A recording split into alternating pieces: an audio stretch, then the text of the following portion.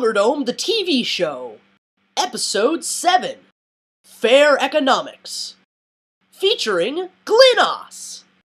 Welcome to this 7th edition of Vloggerdome, the TV show. Vloggerdome.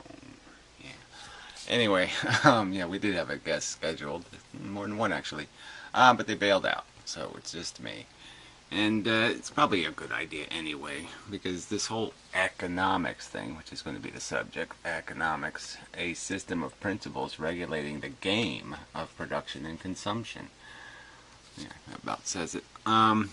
We're basically just consuming and producing machines, and we all have an existence, a place. We're either producing enough to justify our consumption, or we're not. And that's basically the game, is just to get the most you can out of us without burdening us too heavily. That's one of the principles. The principle is slavery be bad, okay? And if you can figure out a few of those little basic ideas, then you can have a system that has incentives, that has, it doesn't have to be everybody gets the same and all that kind of stuff. It doesn't have to be bread and water. And yet it can be fair and reasonable and rationally able to do what we want it to do, which is to just maximize the efficiency, make us both efficient producers and efficient consumers. That should be our goal. But that's too complicated, right? The simple solution is just to make us all some owner's property, and then just assume that the owners will act in their own interest and try to make us good property for them to trade. You know, it's like owning an ant farm, right? If you owned ant farms, you could trade them based on how much stuff the ants produced, and how little the ants consumed. And then you could trade them, with each other based on how productive your little ant farm was. Well, that's sort of the system we've decided to accept, is that there's these very few mega owners, and they basically own us and trade us based on how much they can grind out of us, so to speak. But there would be an incentive not to kill us and all this. All the rationalizations for slavery still exist in capitalism. And then there's this alternative. Like I said, it's not like I'm anti-capitalist, but the alternative is this idiotic notion that everybody's entitled to everything, which is also stupid. We do have to have some stick if we're going to be productive, right? You're not gonna work unless somebody forces you to, right? Nobody wants to go to work. Nobody wants to be productive. Productivity usually requires a kind of a sacrifice, or some sort of risk, or some sort of something not pleasant. It just isn't all this whistle while you work stuff. There aren't those kind of, reality doesn't provide those kind of jobs. There has to be a system that tries to grind a little bit more out of us than what we would give voluntarily. So it can't be too touchy-feely, kind and gentler.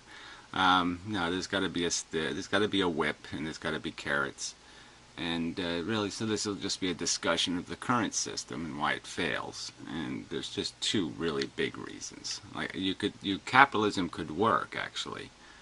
For all you people who are anti-capitalism, if you just got rid of inheritance, if you just got rid of the legacy component. See, I put the word game in here, the game of production and consumption, and the word sport, because that's really where it all goes wrong, is capitalism is bad sport when you allow it to be inherited. When you make it permanent, and you make it unearned, just legacy, permanent legacy ownership. There, it's in capital letters. I was supposed to get to that later, but permanent legacy ownership of surplus and the means of production. That's where it all goes wrong, because that's like having baseball, inherited baseball, inherited membership in the, in the, what do you call it when you win the greatest players in the world club. You wouldn't let people inherit a ticket. You don't let people inherit a driver's license. You don't let people, you wouldn't have a horse race where the horses were given head starts. And it's just an overt cheat.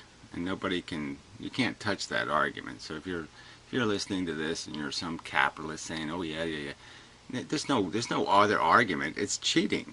Okay, it's the biggest game in the world. It's bigger than Major League Baseball and bigger than the NFL and bigger than the Olympics even. It's the biggest game in town. It can kill you. That's how big the game is, right? It's life and death game. And you're just cheating. You're just advocating for a cheat. Inheritance is cheating. You know, simple, plain and simple.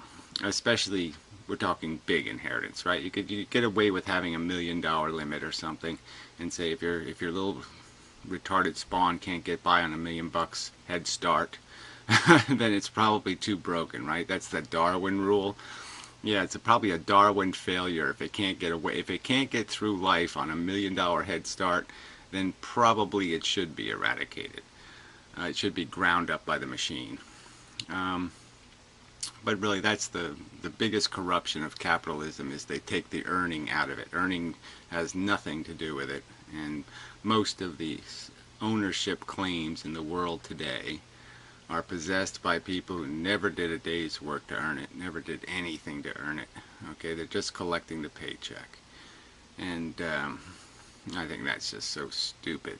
It's obscenely stupid. So that's the big one. The second argument I would make is that besides regulating, the excesses of giving it away, not based on merit, okay, have a merit system. There's something intrinsically corrupting about ownership. Even if you had employees and they own the business, as soon as they're owners, they start thinking different. They start thinking about how they can screw the consumers over so they can get another week off. They start thinking of rackets and gimmicks and chicanery and small print that somehow will do them an advantage as producers, and they'll take it out of the consumers. And it's just a very destructive seduction. Okay, to be put in, it just corrupts people, plain and simple. And so you're better off without it, and we can do without it. We don't have to have publicly owned business. We can just have business set up, and there's a CEO who's hired and fired by the workers and the consumers. So just balance the power between the consumers and the workers, and you can have a viable, honest means of production, something that's trying to produce a good product for the consumer and trying to be fair to the workers. That really shouldn't be beyond our capacity. If we can own nuclear bombs and drop them occasionally, I think we should be able to take responsibility for providing for those two things: a fair deal for a worker and a fair deal for a consumer. It really isn't that difficult. So anyway, this isn't going exactly how I planned it, but let's start at the beginning again. So a system of principles regulating the game of production and consumption. Right, so the principle would be basically, look, human beings are producers of value and they're consumers of value. We have the ability to produce and the need to consume. And all you really want to do is you want to maximize how much we produce, but you just don't want to do it in a slave context. Obviously that's, slavery is easy. Yeah, just enslave people, you get more production out of them, you get to the future faster and all that kind of stuff, but yeah, the price is just too high. So you want something short of slavery to do your efficient production thing, and then you just want to do this, reasonable distribution of the value, what's produced, and the fact that we will consume it, and that we all have, levels of comfort. And it's nice to have somebody clean your house, and somebody mow your grass, and somebody, fix or do maintenance or whatever, and do all these things for you. And so those are the privileges of being productive, is that you would have people. Okay, but there has to be a limit, a rational limit to how consumptive you're going to be. It's just reasonable to think what's the allowable high maintenance? How high maintenance are you allowed to be? Are you allowed to really consume $1 million or $2 million in frivolous nonsense a year? Is that reasonable for one breathing human being? especially if that human being isn't really producing anything. I mean, it's not like you're producing unification theories or something. So really, it's just this idea that you just want production without slavery, and you want consumption that just isn't nonsensically, outrageously stupid, wasteful. I mean, waste is down here, right? The waste of dishonest production and extravagant consumption. Right there. I mean, that's probably enough said right there. That's the enemy. Waste is the enemy. And to think that capitalism, unregulated, is going to give you a non-waste system is just, it's not very smart. I mean, you have to regulate it. You have to control it. Because we know where it goes in the end anyway, right? Monarchy, you know, the whole idea that you just end up with a hierarchy, and whoever has the most stuff ends up with the most advantage, you know, the most leverage to, you know, corner the gold market or do some other cornering of some market, and playing all kinds of William Randolph Hearst games, and basically breaking the game again, the game. So I mean, this is the system of principles regulating the game. So you understand that, right? You know that every game we play, you know, as a sport, that there's umpires, there's rules, you know, it has to be regulated. Because we know that it's just in the selfish nature of people to cheat. If you give them the chance to, you know, dig out the middle of the bat and shove it with cork, they're going to do it. So you have to have rules against it. You know, if a little longer spike on their shoe will get the job done, scare the other guy, you know, then yeah, they'll do it. We're just not very honorable people, you know, nature-wise, you know, viscerally. And so you have to have a system that obliges us to be honorable and fair in our interaction with each other. Well, hello! It's Beatrice Bourgeois. And since slumming it on the internet is so très chic these days, I thought I would throw the peasants at Vloggerdome the proverbial bone by answering one of the pathetic questions about FairEconomics. No need, by the way, to reward me with the $25 prize money for my answer. That's far too paltry a sum for my time. The real invoice is in the mail. In Mendham, an old fan asked, in the economic game of life, should every individual's position be earned by their contribution? Or should the cheat of an inherited head start be allowed to break the game? My dear little peasants of Vloggerdome, I don't see where this unfairness you speak of lies. Everyone falls out of a vagina, as you're always reminding us. Some vaginas just have larger bank accounts attached to them. That's just the way things are. I'm special, I'm important, and my blood just happens to be bluer than lapis lazuli. And I'm a wonderful person. All my slaves get thrown a tin of Spam on Christmas. My jets and yachts run on only the finest and most highly distilled and environmentally friendly blood of the poor. Surely I deserve copious compensation for my philanthropy. How dare you suggest otherwise, you elitist pigs! And really, if the game is broken, I don't know why you haven't asked your fathers to just buy you a new one yet. Does that answer your question? You're welcome. Alright, so anyway, let's get to this thing. So balanced productivity. So that would just mean something like, again, something short of slavery, yes. Yeah, just something, a system that just doesn't go too far. I mean, really, like I said, we really do want to try to get the most out of ourselves. We really do want to try to encourage people to make value for the world. But you know, we're doing it now in a current system where they're making value by writing small print. You know, they're making value by, you know, crank calling you from India, trying to deceive you. You know, they're making value by lying in their labels about what the product does. You know, it's all over the place. You know, and then they're also just overtly enslaving people in foreign countries where you can't see them, whipping them. It's really disgusting. Anyway, so incentivized, fair, earned distribution of the burdens and benefits. Well, there you go. The burdens and benefits of civilization. That's really all this economics thing is. Come on, let's have a nice incentivized, fair, earned distribution of the burdens and benefits of existing in civilization. What's wrong with that? Yeah, it just makes sense to me, right? Yeah, okay. So again, I don't think that means that people are entitled to welfare checks at either extreme, right? The spawn of the rich aren't entitled to it. They aren't entitled to ownership. They should demonstrate why they should be owners. They should prove their merit in the real game like everybody else. Be productive and then earn it. Yeah, do it that way.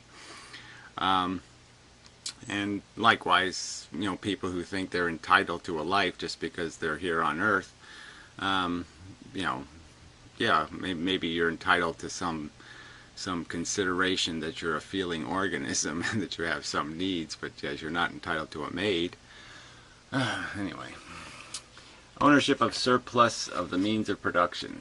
So that in itself isn't a terrible thing, right? Ownership of surplus, or even ownership of businesses. In and of itself, okay, that's not the end of the world, but it's this permanent legacy ownership. That's where it all goes down. Because that just ends up driving up prices. Everything just ends up being a bidding war, and once there's people that have perpetual bidding rights at a price, then prices always have to go up. And those prices are basically the salary that the rich get in terms of interest on their investment and their ownership. Their permanent salary for merely being the owner. And it's the biggest piece of the pie they pull out of the pie of productivity. Yeah, but I mean, ideally, why bother with it? You don't need this ownership thing. And it just turns everybody into slaves, or the renters.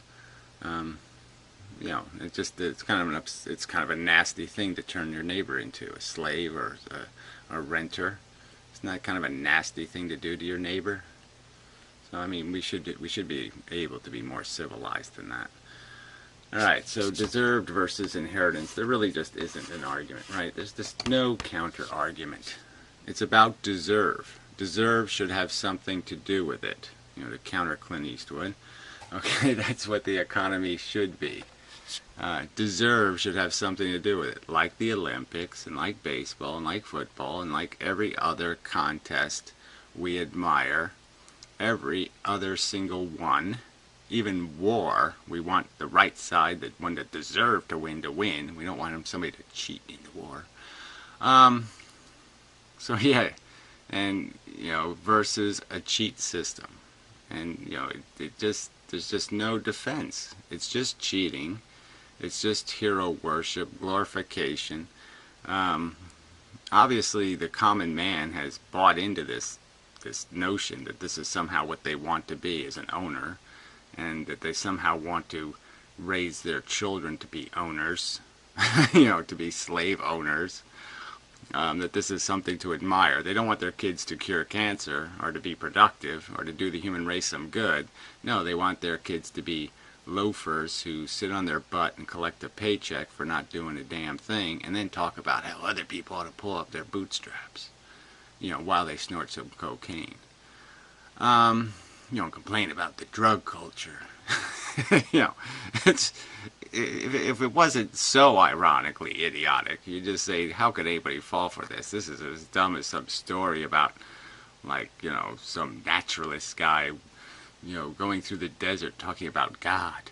I mean, this is just so stupid and insipid for people to fall for this line that we have to do it this ownership way, that we can't just want to do a good job and be productive and then get fairly compensated for the time we took out of our existence to do that. The compromise of our, we weren't allowed to sit in our comfy chair and watch TV. We had to do some productive work. That should be good enough. We should all just want that for each other, to be as productive as you could be and get fairly treated get fairly compensated for your productivity. So anyway, I put the sport of fair trade, because it just breaks the sport. There's just no way to make a counter arguments. Inherited possession of privilege is not a good idea. It just can't be a productive thing to do to the economy.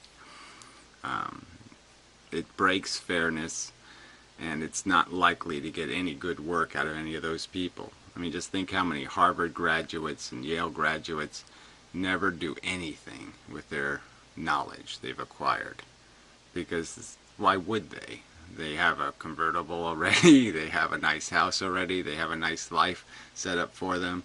They go into some board meeting every now and then, say a few little this or that's, and that's it. So why should they use their acquired knowledge in any working kind of way? Yeah. So it's just waste. Anyway, all right, so let's get to some of this banking stuff, because this is always stuff that makes people crazy.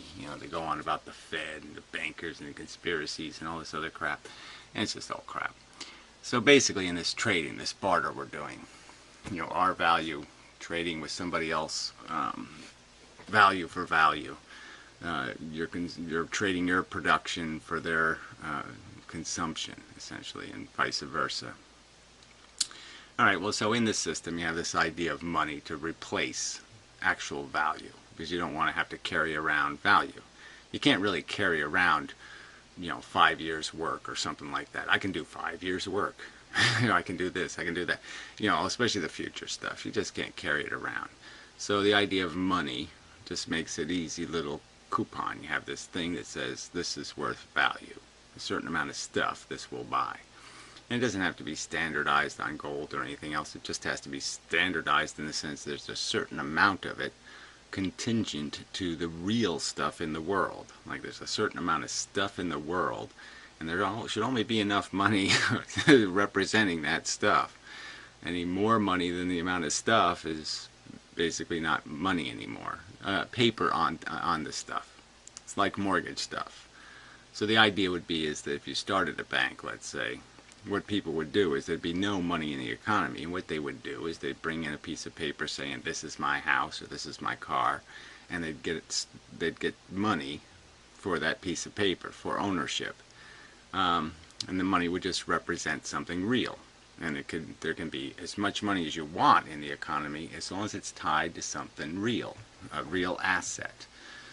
And then the money would all go away as soon as everybody just takes their money to the bank and says, give me back my stuff, give me back my house, give me back my car. When I don't need the money anymore, kind of thing. And that's how it should work, is money should represent stuff that has been monetized, but it should be real stuff. So in our world, what's happened is we had this real money, government money, and then you have this bank money. So bank money is just it's just fake money, okay? It's an IOU piece of paper, but it's not as good as the money that requires real stuff. So it's created, anytime somebody says, give me some money. And it can be collateralized. It can be somebody takes in a real piece of paper, a real asset. But even that sometimes is dangerous, as with the housing crisis, in the sense that there was a bunch of loans secured with assets that weren't worth as much as they thought. And so those loans went bad. Now they've bubbled that back up to maintain it, but it's just bubble, and it's all going to crash. That's the other theme in this story, is that probably all this doesn't matter because everything's going to get just so bad. Because it's just, the point is there's a whole bunch of this bank money, and there's other kinds of government money, the debt, okay, the bonds, that are just huge liabilities on the future. Okay, I mean, we basically took something of value in, mortgaged some of the United States of America, your future taxes, essentially. That's what a bond represents. It basically represents that you're not going to pay taxes this year, you're going to pay taxes in the future, okay? And so that's what you're going to trade to get that bond back.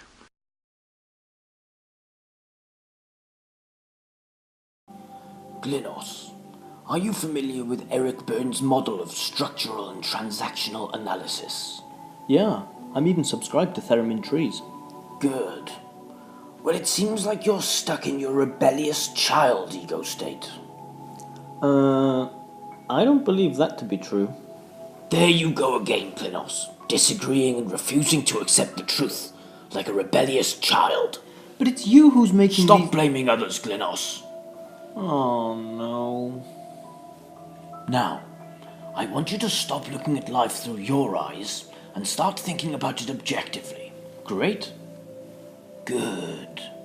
So as an objective adult, Glynos, describe what you see. Finally. Okay, so putting human emotion aside, I see one thing that unites life. Love? What? No. Spiritual energy? What the fuck? Of course not. Remember to be objective, Glynos.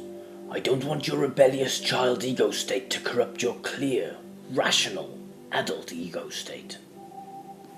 Okay. DNA. DN what? DNA. That's what unites all living things. To understand life, we should understand the function of the replicating molecule because... Glynos, stop! This is absurd. Can't you see that your bias is making you see life this way? Which way? You see life and the world as only physical matter, and it clouds your judgment. Well, what else is there except physical matter? Glynos, this session is about you, not me. Don't give me that shit. I say, as a fact, that we live in a materialistic universe. If you're gonna say otherwise, you're gonna have to prove why it's true, and not hide behind your stupid psychobabble fucking bullshit. Oh, Glynos. Truth is an illusion about which one has forgotten this is what it is. That's a Spinoza quote, isn't it? No, Glynos. It's Nietzsche. I'm pretty sure it's Spinoza. No, it's definitely Nietzsche, boy. On Truth and Lies in an Extra-Moral Sense. Page 46 or 47, if I'm not mistaken. Are you absolutely sure that that's true? Why, of course, Glynos. But I thought that truth is an illusion, about which one has forgotten that is what it is. Playing these games with words is rather silly, Glynos. Exactly. So let's stop fucking around and stop talking shit and let's talk about the truth, okay? As you wish, Glynos. Let's begin. So they create these pieces of paper, these IOUs, that are IOUs on real stuff. Again, remember, all this stuff has to be on something real, okay? Not fake, but real. And so now we have $20 trillion in debt, which is this monstrous number. And it would take, a decade for the average worker, if he had a second job, to pay back that $20 trillion. $20 trillion is a lot of labor.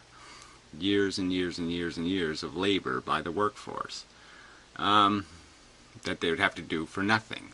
They would get nothing for it, no salary, no benefits. They would just be paying back what they've already consumed. So you can sort of get the idea, I think, that it's really a morass now, because you have all these claims. So these claims, though, are what have made this bank money and the debt money of the government. See, ironically, the capitalists and the rich people are always complaining about deficit spending, but they're the ones that profit from it. They're the ones because it creates more money for them. Okay, more claims of ownership they can buy up. And that's the game of getting wealthy, is to just have pieces of paper that say you own something.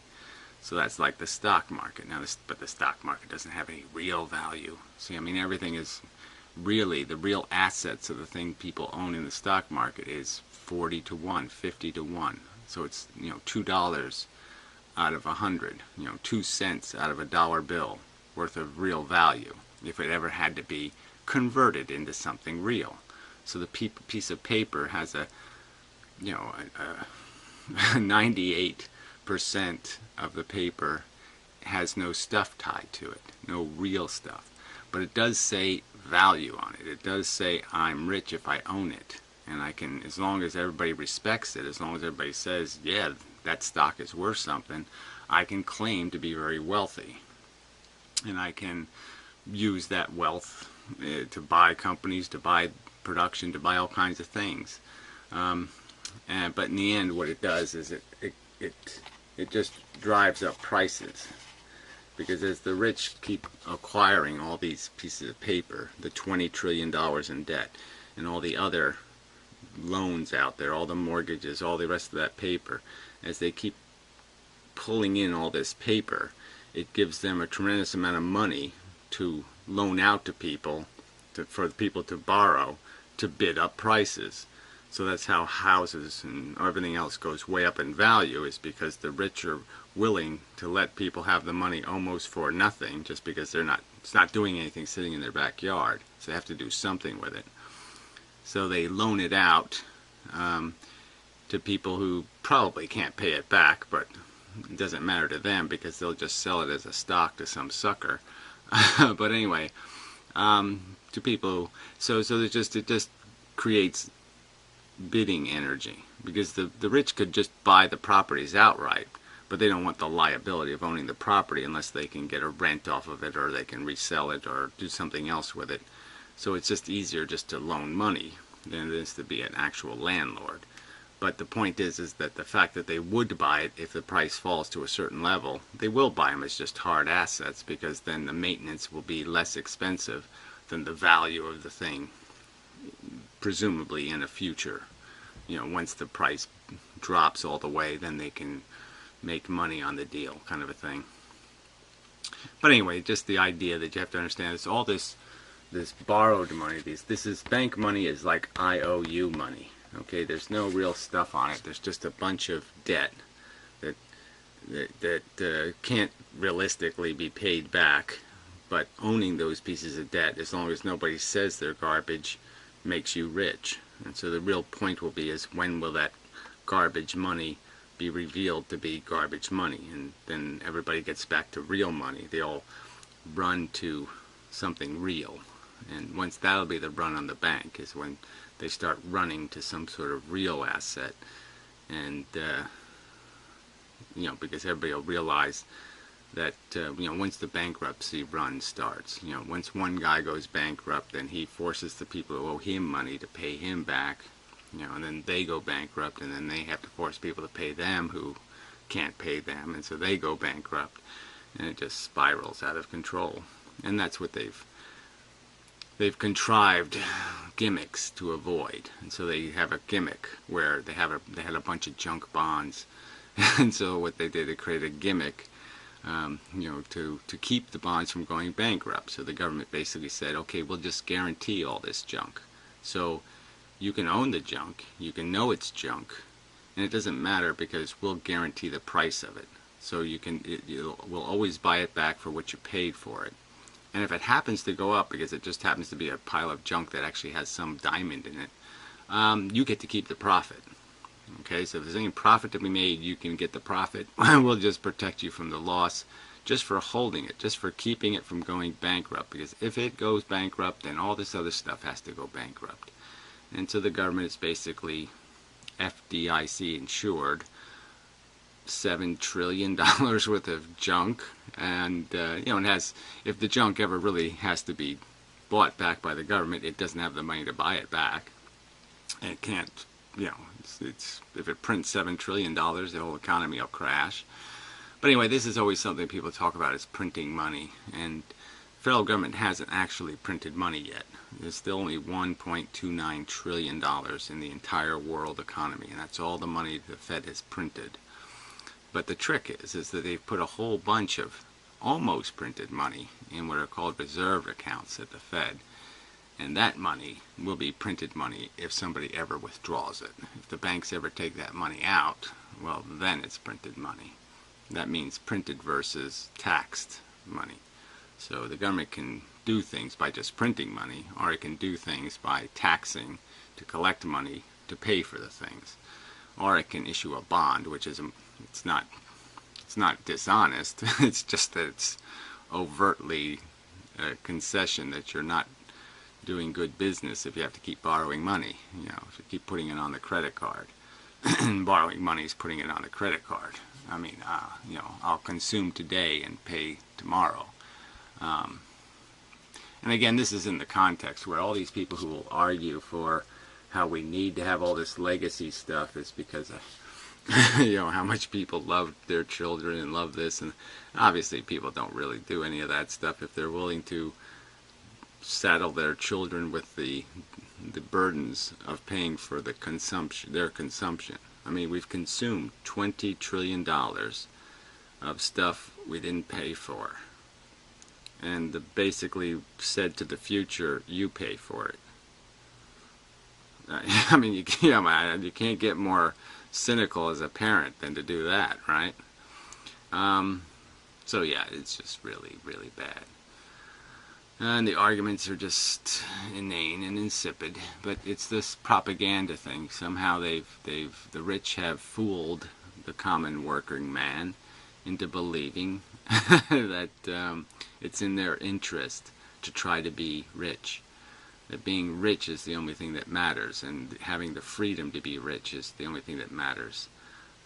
Being civilized, no, don't worry about civilization. If we all try to be rich, we'll automatically get civilization somehow. Somehow it's just a byproduct of all trying to be preposterous, wasteful consumers.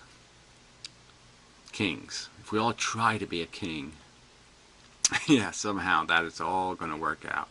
And that's sort of the joke of it too, because this is a kind of a monarchy. You're not going to get into the royalty this way. You're not going to get lucky.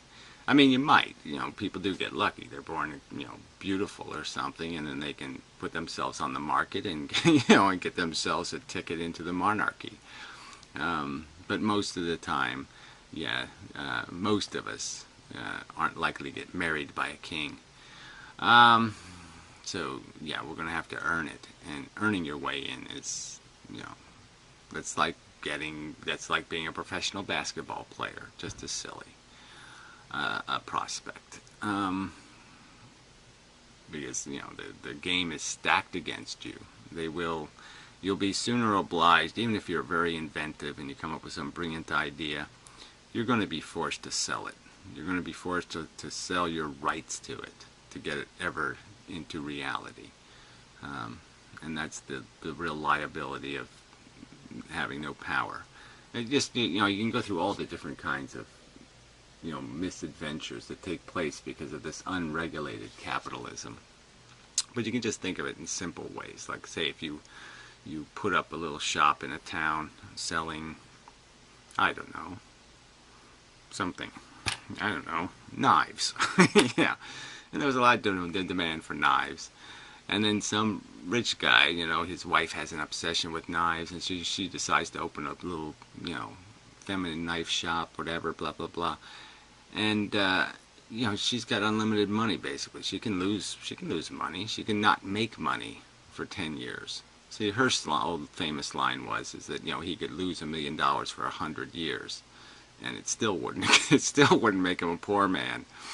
And so, yeah, how do you compete with somebody who can afford to lose $1 million a year, right? I mean, you're gonna have a hard time out competing him in business, and that's basically the way a lot of capitalism works. Is that good businesses are ruined because there's a bad business that can afford to wipe them out, and you could argue that the Microsofts and the Amazons and all the big companies of the world have done that to get where they are, the Walmarts. And that once the competition is good and dead, well, then you can really get obscene. Then you can really take advantage.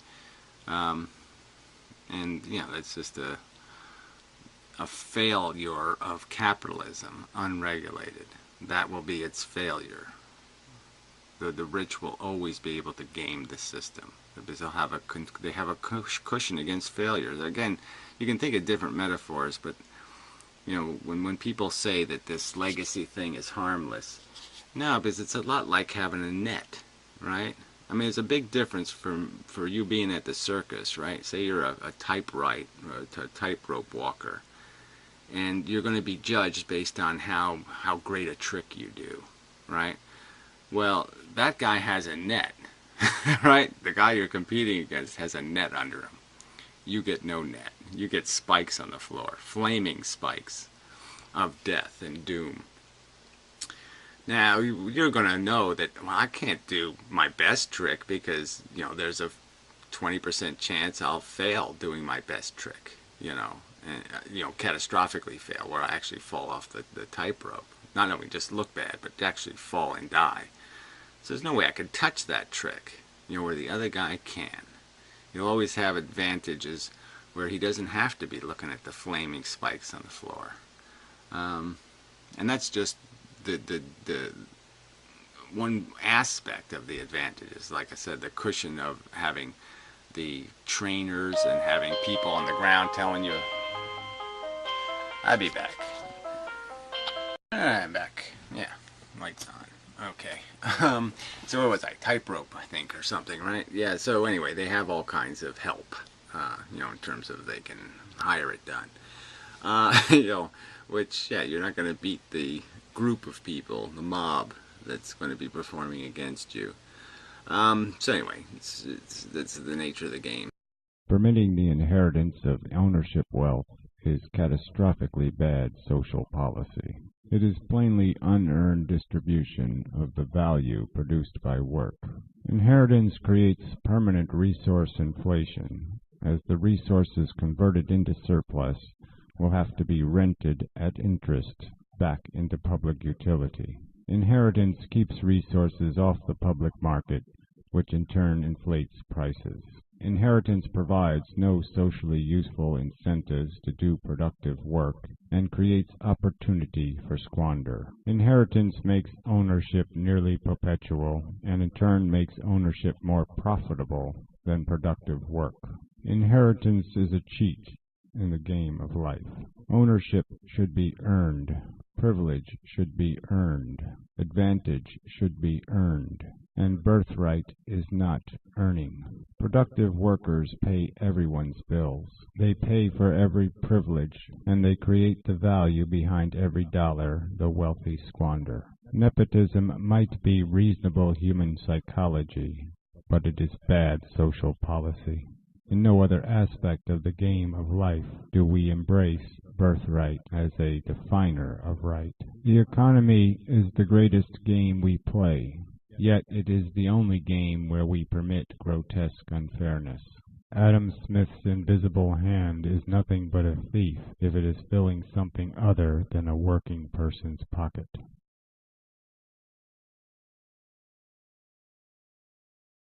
So the other thing I wanted to talk about, is just thinking about the claims on stuff thing, and this idea of the bidding up of prices. So you have to understand that inheritance or legacy wealth just allows this acquisition of these claims, and these claims end up buying land, for example, tons and tons of privately owned land, and so the price keeps going up, because they're bidding against each other. We can't bid for it, obviously.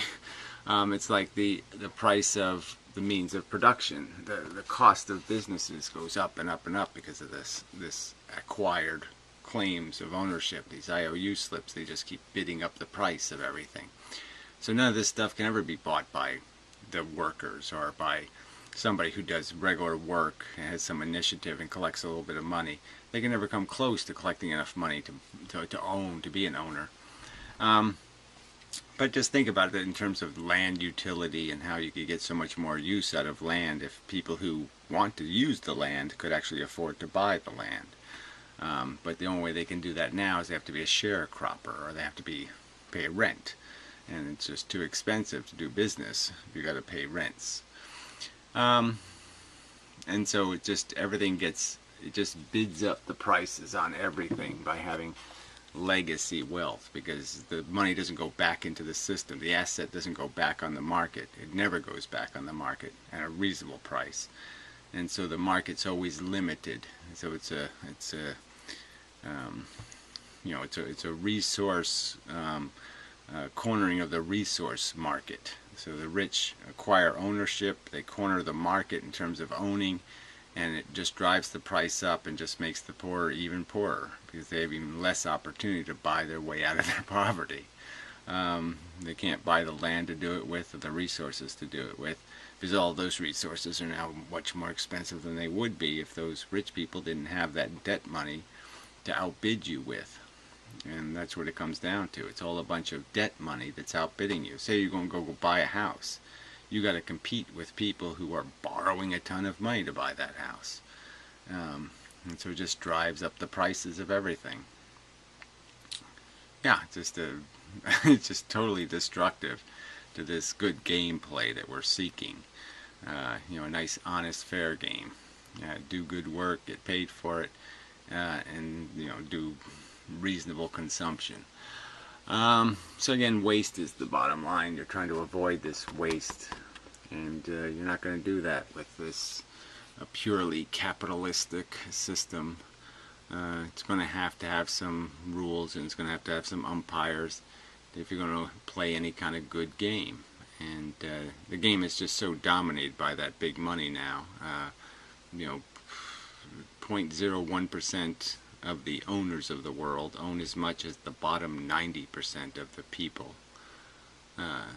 Insane numbers like that are the reality. So yeah, their ability to outbid you for everything exists. And it's that whole idea of outbidding you and keeping you down, meaning you're going to have to keep fighting to get up.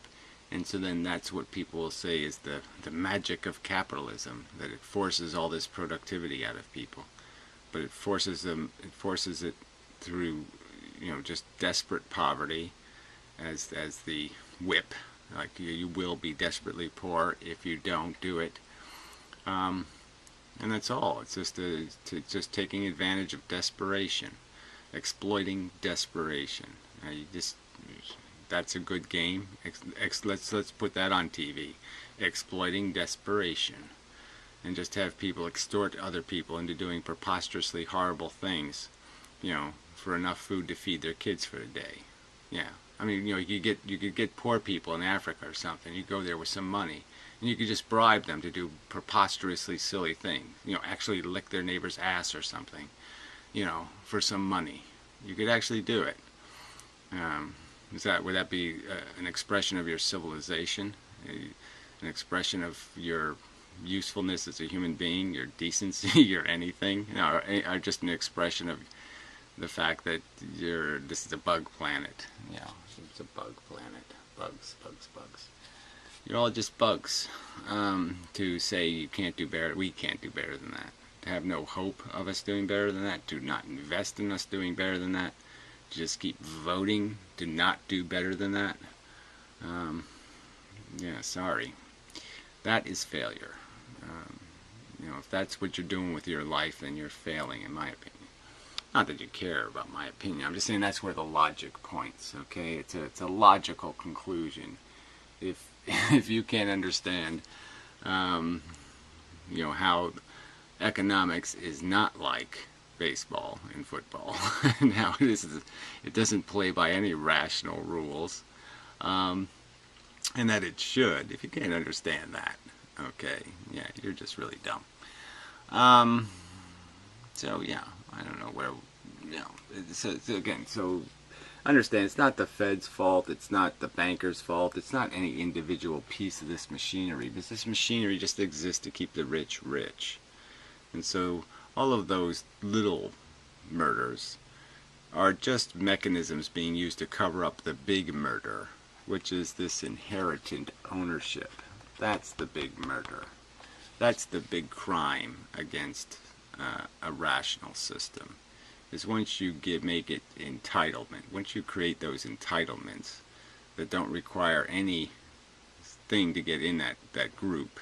You know, you could say the disabled are entitled to some sort of consideration, because it's, you know, not their fault kind of thing. And there's nothing they can, you know, they can't fix it. You know, they can't glue on legs or something. Practically. I mean, you can sort of kind of do that now, but and that we could, you know, even that there's so many resources, so many people who actually want to work and they want to contribute, and we don't even do the minor things necessary to create industries where they could do that, you know, by just giving them a little help and a little subsidy and make it possible for them to be productive. But we're so glued to this ownership game that you can't, you know, You know, you can't do anything that isn't something you can have owned.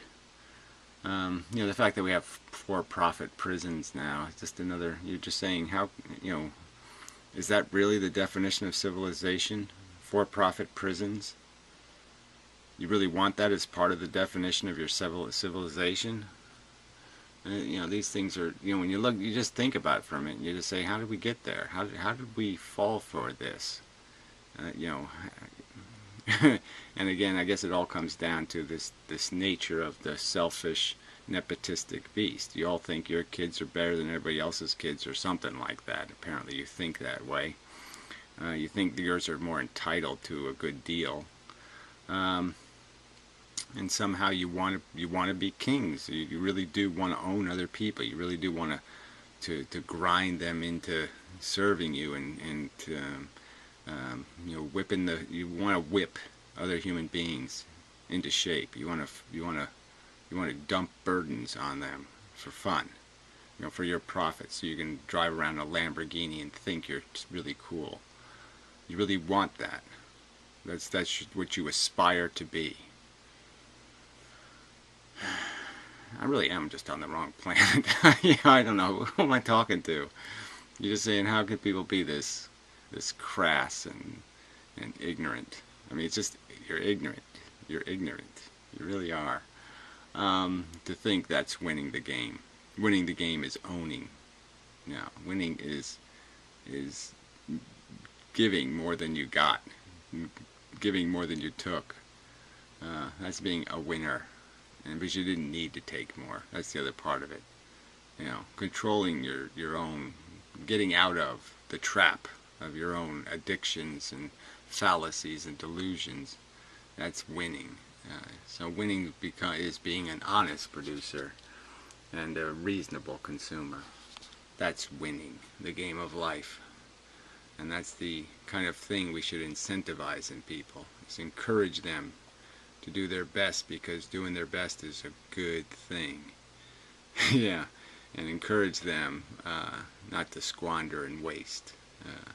You know, to try to optimize their performance as human beings, to get the most value out of themselves. Yeah, I mean, yeah, seems reasonable to me. But unfortunately, the nature of current politics would indicate that this is not reasonable to the average person voting. So anyway, it's probably enough.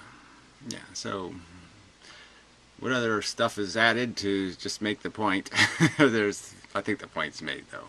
I guess I should just say a little bit on the idea of this idea of just having companies that aren't owned.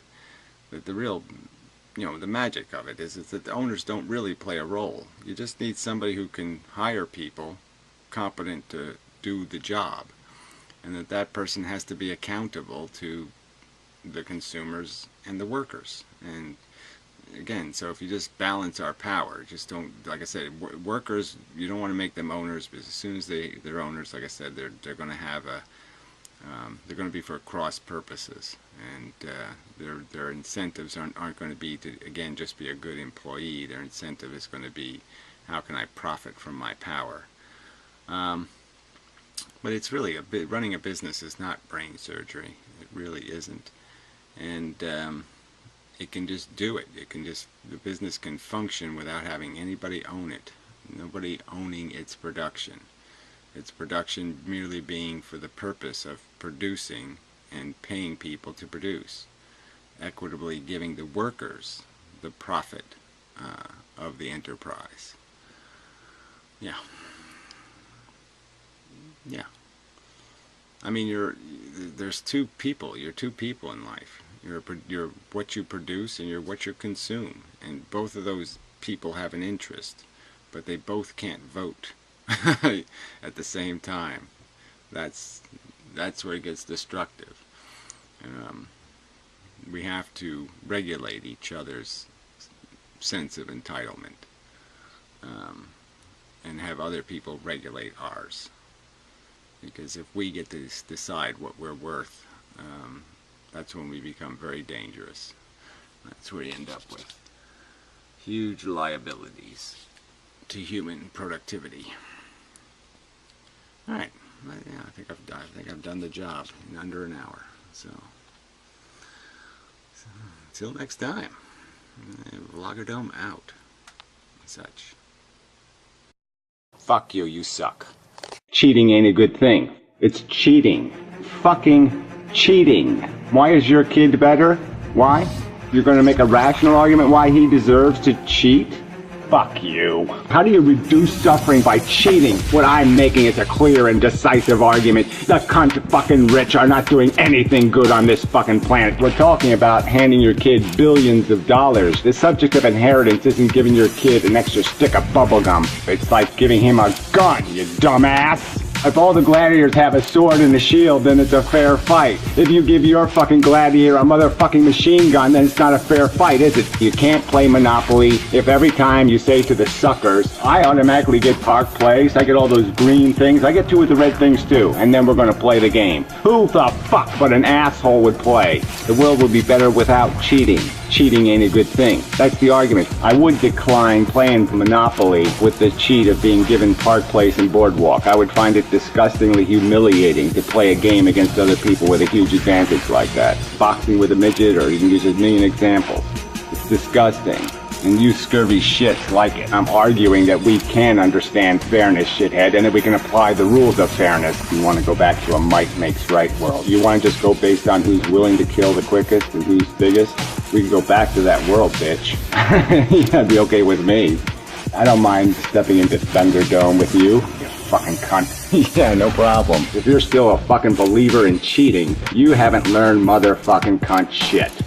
So, fuck you.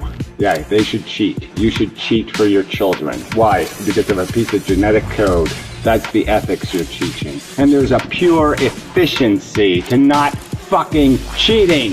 You think these incentive carrots, these value carrots, grow on a goddamn fucking tree? No, you know they goddamn don't, you cunt. They come out of somebody else's goddamn fucking labor. And they can be used to get people to do good things, or they can be used to get people to do bad things. How the world can be if we're rational and we don't let scum-sucking pieces of crap like you influence it. We bury you on the ash heap of motherfucking history as the scum of the goddamn earth, and be really happy that we finally buried the scum of the goddamn fucking earth. I'm saying that I'll guarantee I'll create a more efficient, more productive, higher yield, happier society, much happier, much better society, more productive, more advanced, more progress, more everything if you get rid of inheritance. It would be nothing but a fucking wonderful tonic for the health of the human race. We'll be 5 times more productive in our work, and we will all live so much better. Incentive economics, people want to be productive, people like to earn money, so you give them incentive to earn more money, to live a better life, and they'll do that. Don't be a hypocrite. Don't throw shit, don't ask for it, and you won't get it. You're not going to create less suffering by putting the incentive carrots all in one goddamn rich cunt's pocket. If you're still a fucking believer in cheating, you haven't learned motherfucking cunt shit. How fucking skanky and pus-covered their motherfucking cunts must be. Being a human is just so swell. No, it's disgusting and revolting. You make me want to vomit. You just do. You make me want to vomit. Want to see more of Vloggerdome? Want to make a counter-argument to anything said in this episode or one of our others? Please visit us at www.vloggerdome.com. See more episodes, conversations, extras, contests, live events, and more on our YouTube channel, Vloggerdome. Check us out on Facebook, Twitter, and come chat with us on the Video Soap forums, where you can make text arguments that might even end up on the show. We hope to hear from you.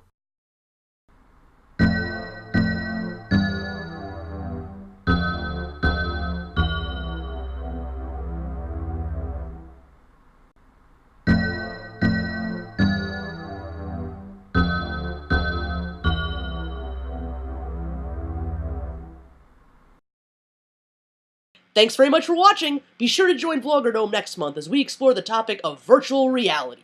See you then!